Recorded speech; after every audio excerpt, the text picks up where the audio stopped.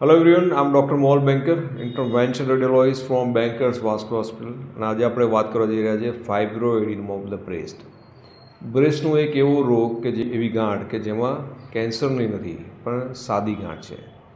એની સારવાર કેવી રીતે કરવી? શું તમારે સર્જરી કરવી જરૂરી છે? વાયદર શું તમારે એની કોઈ ટ્રીટમેન્ટ કરવી જરૂરી છે? સો આ બધા જે ક્વેશ્ચન છે એની આપણે આ વિડીયોમાં વિગતવાર ચર્ચા કરીશું. So fibroadenoma of the breast is very common in 40 to 50 years of femaleમાં અને આમાં જે બ્રેસ્ટ હોય છે એની અંદર સાદી ગાંઠ ડેવલપ થાય છે અને આ જે ગાંઠ છે એ ઘણીવાર તમને પેઇન આપતી હોય અથવા બીજા બધા સિમ્પટોમ્સ ડેવલપ થતા હોય. એ જે સિમ્પટોમ્સ છે એને ડાયગ્નોસ તમારે કરવા માટે સૌથી ઇમ્પોર્ટન્ટ વસ્તુ છે કે તમે બ્રેસ્ટની સોનોમેમોગ્રાફી કરાવો. So what is sonomammography? તો બ્રેસ્ટને એક સોનોગ્રાફી આવે છે જેમાં આઈડેન્ટિફાઈ થાય કે કોઈ લોકલ માસ છે કે નહીં. ફાઇબ્રોએડિનોમાં તમે બ્રેસ્ટ સોનોગ્રાફીમાં સારી રીતે દેખાય છે. પ્લસ જ્યારે તમે એની મેમોગ્રાફી કરાવો છો ત્યારે એની અંદરની ઇન્ટરનલ કેરેક્ટરિસ્ટિક ખ્યાલ આવે છે, એમાં કેલ્સિફિકેશન છે કે નહીં ખ્યાલ આવે છે. એની માર્જિન પરથી આપણે એવું જજમેન્ટ લઈ શકીએ છીએ કે આમાં કેન્સર હોવાના ચાન્સીસ છે કે નહીં.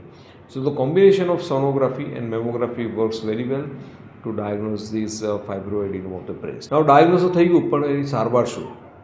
સો મોટાભાગે સબ સેન્ટીમીટર્સ 1 સેન્ટીમીટર કરતાં નાના લીઝન હોય તો એને બીજું કંઈક છંછેડવાની જરૂર નથી હોતી. પણ જો લીઝન વધારે મોટા હોય તો આ લીઝનને આપણે એની રેગ્યુલર ફોલોઅપ કરતા હોઈએ છીએ.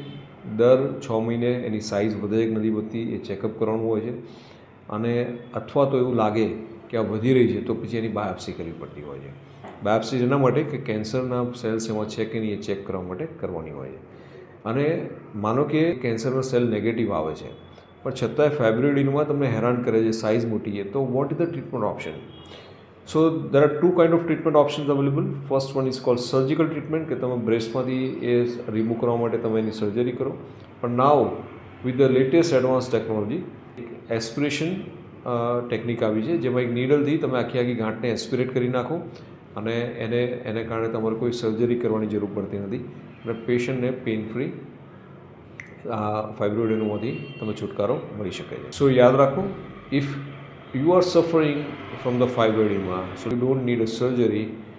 ફાઇબ્રોએડિનોમા આ એક નીડલ એસ્પિરેશન ટેકનોલોજીથી તમે વગર સર્જરી તમે દૂર કરી શકો છો.